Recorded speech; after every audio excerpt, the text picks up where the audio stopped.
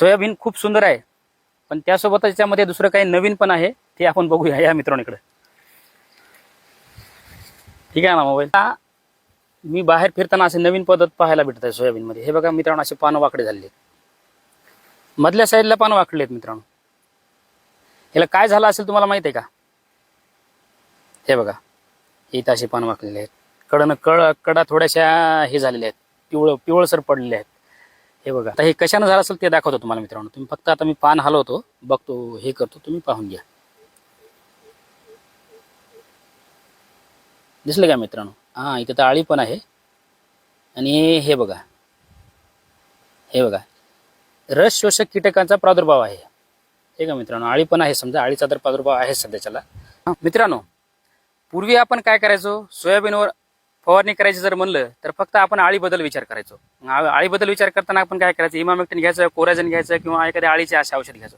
पण आता थोडाफार बदल करा. त्याच आळीसोबत तुम्ही त्याच्यासोबत रस शोषक कीड, जसे आपण कापसाचे औषधं घेतो, ते याच्यामध्ये घ्यायला सुरुवात करा. मी काय खाली काय त्या औषधाचे फोटो टाकतो, तुम्ही त्याच्यामधला कुठलंही एक औषध निवडा. सर्व निवडायचे नाही, त्याच्यातलं एखादं कुठलं पण आपण घेऊ शकता मित्रांनो. तुम्ही याच्यामध्ये घेऊ शकता प्रोफेनोफॉस प्लस सायपरमेथ्रिन किंवा सोलोमन. जर फुलं येत असतील तर सोलोमन घेऊ नका मित्रांनो. जर फुलं येत असतील तर सोलोमन घेऊ नका मित्रांनो. तुम्ही याच्यामध्ये घेऊ शकता थायोमेथोक्झान प्लस लॅम्बडा, हे घटक घेऊ शकता. किंवा त्याच्यासोबतच तुम्ही